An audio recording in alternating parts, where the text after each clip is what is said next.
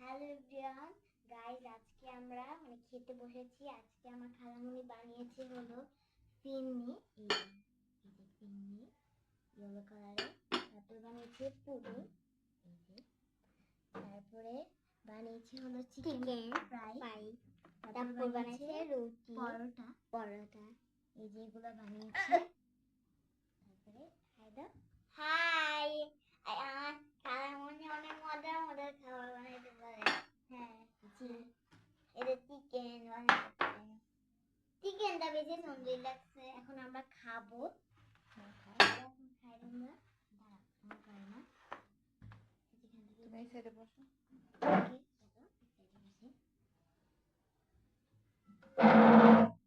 খাও।